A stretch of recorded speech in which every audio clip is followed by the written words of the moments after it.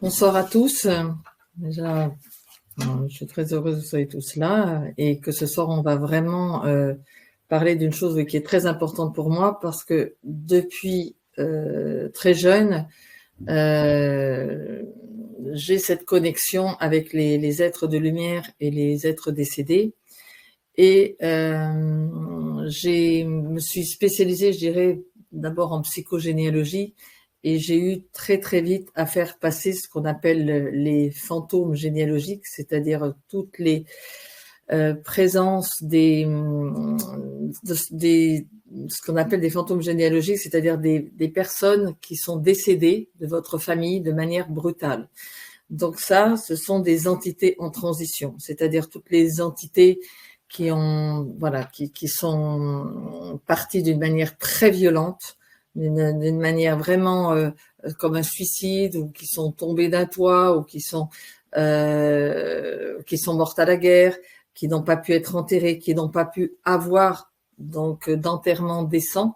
Donc ces âmes-là, qui sont donc des désincarnés, n'arrivent pas à trouver le chemin de la lumière et s'agrippent sur les personnes. Donc moi, j'ai travaillé d'abord en généalogie, c'est ce qui m'a permis donc de regarder les différents programmes et de voir que des personnes ne vivaient pas leur vie.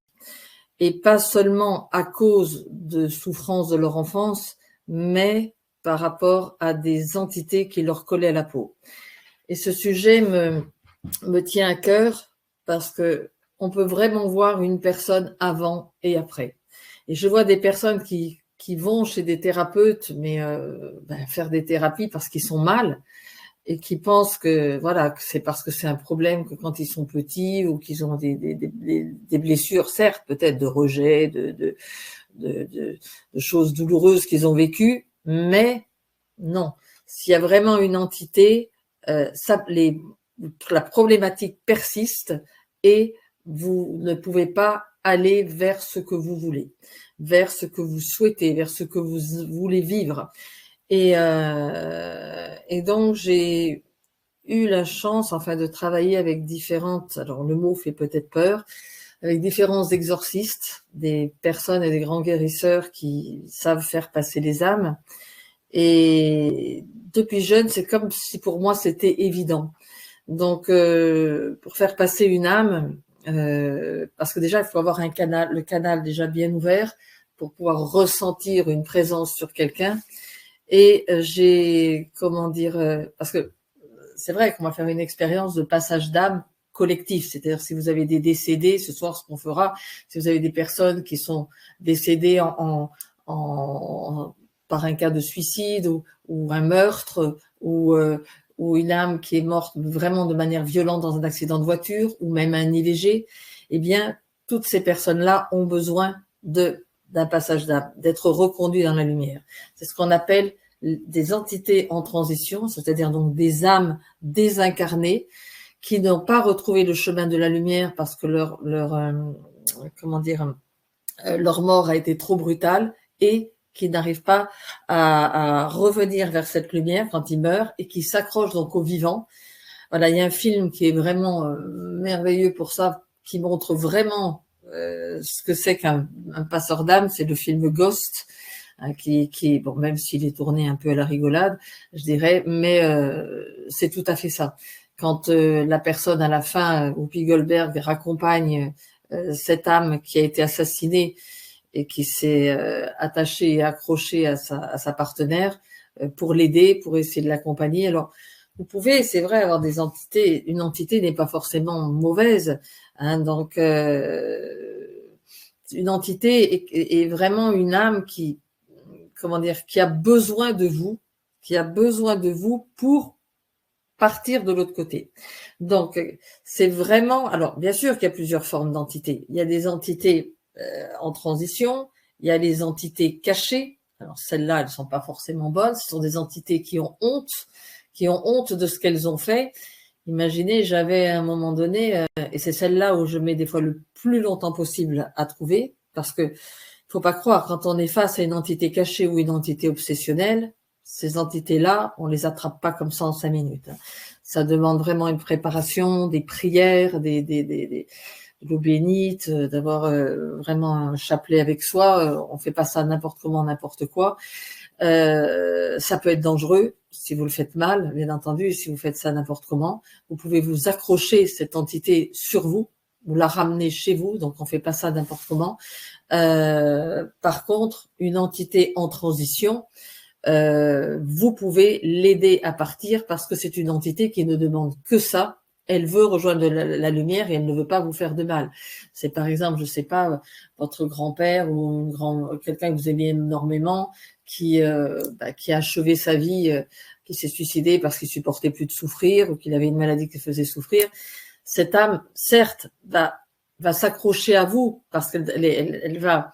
Il faut savoir que des âmes qui se suicident ne vont pas dans la lumière. Elles sont à moitié déjà sur un plan elles sont, comment dire, accrochées à moitié à vous, une partie qui va sur un plan qui est très désagréable, très, très en souffrance. Donc, elles ont besoin vraiment de notre présence, de notre prière pour les accompagner de l'autre côté, dans d'autres plans. Donc moi, c'est vrai que je fais ça tous les jours. Alors tous les jours en consultation, j'ai des entités à faire passer et à faire monter. On peut pas savoir au combien d'entités on a sur nous et au combien on peut en attraper en allant dans différents lieux, dans différents endroits, au contact de certaines personnes. Alors comme je vous dis, il y a des bonnes entités, des mauvaises entités. Hein. Il y a pas que des mauvaises, mais quand on est face à un cas de possession, là on rigole pas. J'avais le cas d'un monsieur, moi, mais gentil comme tout, hein. Quelqu'un qui était possédé par une entité, sa femme m'avait dit, vous allez voir, c'est une crème, il est gentil comme tout, mais dès qu'il rentre dans une pièce où il y a des croix, où il y a des Christ, où il y a Marie, il y a des objets religieux ou une église, il devient fou. C'est-à-dire que quelque part, l'entité se réveille en lui et il devient fou. Et c'est ce qui s'est passé. Parce que dans mon cabinet, j'ai des photos de la Vierge Marie, j'ai des photos du Christ, de Saint Antoine de Padoue, j'ai pas de Répillot, enfin j'ai des anges. Donc quand il est rentré, donc c'était pour un exorcisme. Donc et à vrai dire, c'est pas ce que je préfère faire, hein, parce que j'en fais certains et pas tous. Je veux dire, je fais certains exorcismes, il y en a que je veux pas faire parce que il y en a qui sont vraiment costauds et pour le moment, je me préserve et j'ai ce que je peux faire, je dis oui, ce que je peux pas faire, j'envoie à d'autres personnes. C'est pas que je pourrais pas les faire, mais ça me demande vraiment beaucoup de concentration, de prière avant, après, de nettoyage, de purification. Et c'est un sujet qui est extrêmement sérieux. Alors bien sûr, quand j'ai eu à faire face à ça, cette personne est rentrée et puis d'un seul coup, je vous assure, je vais faire peur, mais je vais le faire exprès, que sa bouche s'est déformée. Elle était allongée sur ma table, puis elle m'a fait comme ça avec une voix, mais d'outre-tombe. Elle m'a fait crève, mais comme ça, avec une voix qui est encore là, avec une voix, la bouche qui se tordait, et il y avait cette voix qui me parlait, et puis il s'est mis à gigoter, à baver, à faire tout ça.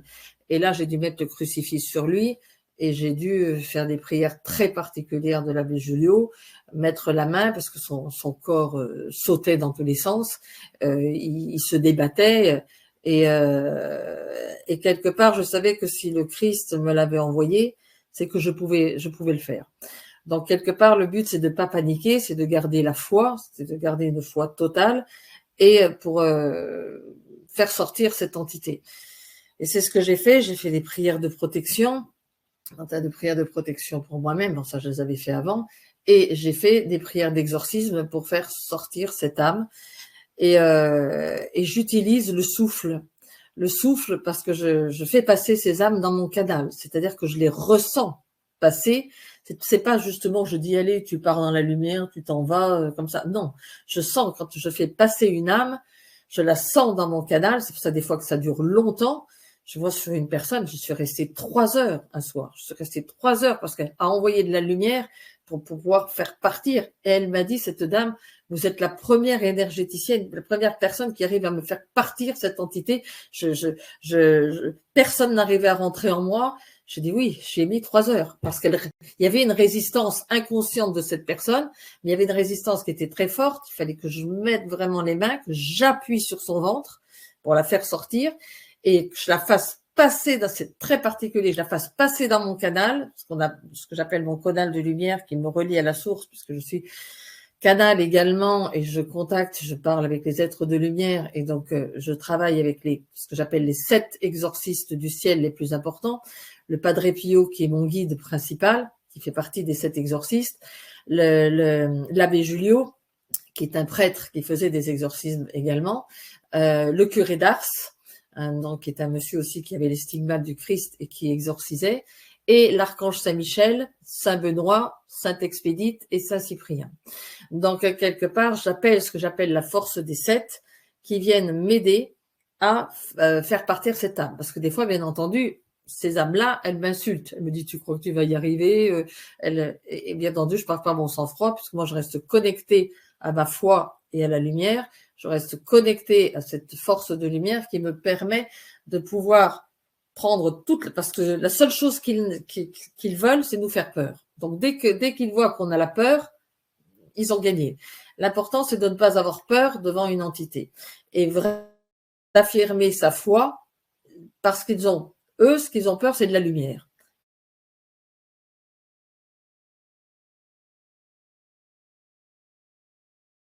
Et connecté à cette lumière. Et quand on fait passer l'âme, de vraiment, j'appuie sur le ventre de la personne, je lève les mains, je souffle, je fais et je lève les mains vers le ciel, j'élève les mains vers le haut et je dis des incantations et des prières pour faire partir. Ça, c'est des guérisseurs d'ailleurs, d'autres pays qui m'ont dit, bien entendu, qu'il fallait souffler pour ne pas garder l'entité. Parce que sinon, qu'est-ce que vous allez faire? L'entité, elle va venir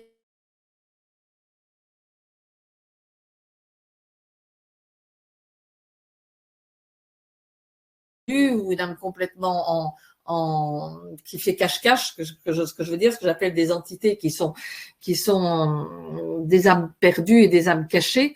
Alors ça, c'est pas drôle. Quand on a des âmes cachées, des entités cachées, c'est vraiment des entités qui veulent pas qu'on les voit. Ils veulent pas qu'on les perçoive. Ils veulent pas qu'on sache ce qu'ils ont fait. Et moi, avant, il faut que j'aille voir et que j'informe la personne que je puisse capter cette entité, que je puisse voir qu'est-ce qu'elle a fait. Et ça m'est arrivé également quand j'avais une personne là qui est arrivée et elle était en lien avec une entité cachée. Elle avait une douleur dans l'épaule qui était terrible. Ça lui faisait mal, là, comme si elle pouvait pas bouger son bras ni son épaule, je me rappelle. Et cette personne me disait, oh, c'est horrible, il n'y a rien dans les examens, il n'y a absolument rien, je sais pas ce que j'ai, mais je lui dis, cherchez pas, s'il n'y a rien dans les examens et que vous avez mal, je lui dis, c'est une entité qui est sur vous. Je lui ai dit, une douleur dans le corps que vous ne pouvez pas, que vous ne pouvez pas expliquer médicalement, je veux dire, ou c'est génétique, donc c'est une entité en souffrance qui est un fantôme généalogique, ou c'est une entité cachée ou une entité obsessionnelle. Donc, je veux dire, il faut que je me mette en contact avec l'entité et avec votre corps pour pouvoir lire la mémoire, apprendre à lire, voir ce qu'il en est. Et là, je capte l'entité. C'est-à-dire que en lisant la mémoire, je capte l'entité qui est là. Mais avant, il faut envoyer beaucoup de lumière. Il faut prier. Et des fois, vous l'avez des entités cachées ou des entités obsessionnelles, vous les avez pas en 5 minutes. Hein. C'est un combat. C'est vraiment un combat. Ça, je vous assure. Une entité en transition, c'est un jeu, quoi. Pour moi, c'est un jeu. C'est une entité qui veut partir. C'est ce qu'on va faire tout à l'heure. On va aider des entités qui veulent partir. Voilà. C'est vraiment facile à faire partir. Mais le reste, non. Le reste, non.